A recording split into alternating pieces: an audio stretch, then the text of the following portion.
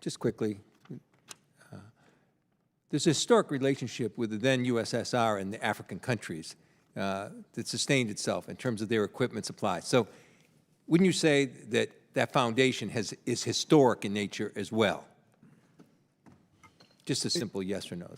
Yes, it is historic. Yeah. Well, thank you. So to say this all occurred in the last 2 years isn't factual. Secondly, Dr. Wallner, is Iraq important to us as a linchpin to our ability to provide security and economic benefit in the Middle East?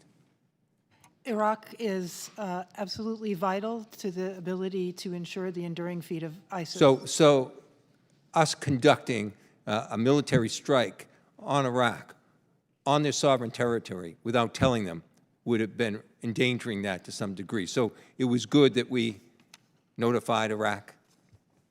We are in Iraq at the agreement of the Iraqi government. All right, thank you. I just wanted to deal with that. We've talked here, and it's one of the most critical things, underpinnings, about this relationship with Iran, Russia, China, how, you know, that is so much of an issue. It's one of our greatest threats going forward.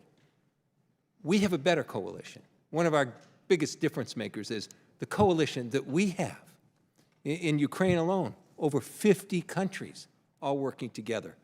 And that comes from, dates back to the World War II days, where we came back to the greatest period of prosperity and peace that we've had, with sacrifices like 400,000 Americans who died, including my own uncle, killed in action. What do you think that coalition is thinking when we sit here? This is like, well, other than that, Mrs. Lincoln, how did you enjoy the theater? We're sitting here about to go home for 2 weeks tomorrow, going into April. We still have not acted on a security package that's vital. People on the front line in Ukraine are dying right now because this Congress hasn't acted. So what message does that give to our coalition? Congressman, there is concern in Europe and in the Middle East about the way forward for American support. And I would just emphasize as well that it's very clear that Russia in particular thinks that it can outweigh us because of our inability to provide security assistance to vital partners. What message does this give to our enemies? What was China thinking as this occurs right here in this Congress? These are important issues we're talking about. But presently, right now, today, we have to act. What message is this giving to those countries that we're worried about, Iran, Russia, China, about our inability to just do what we're supposed to do, which we pledged to do, provide aid to these allies?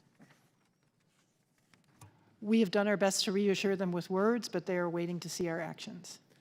And so we sit here today and try and pin blame around things. There's 185 Democrats who signed a discharge position on that security package. There was a huge bipartisan package by the Senate. Bipartisan. It does happen around here. And I know for a fact, just looking at press accounts and talking to people, there's easily over 100 members, I think more, on the Republican side. That's about 300 members right here in this Congress willing to pass that package today. One person's holding that up, the Speaker of this House. He has the ability to put that on the floor for a vote today. So as we go around here, you admit, you can see my frustration. As we go around here, ready to go home and nitpick and the important issues, these other things, we're abrogating our own responsibility to a far greater degree than any of these other issues. Yet we sit here and bring our military here and try and nitpick issues to get political advantage when we're not doing our own job. I can't tell you how angry that makes me, how disappointed that makes me, and how I think it affects our security far greater than anything I've ever seen in the over decade I've been here. So I just ask my colleagues, and I demand of the Speaker, put that on the floor before we go home and do the right thing. I yield back.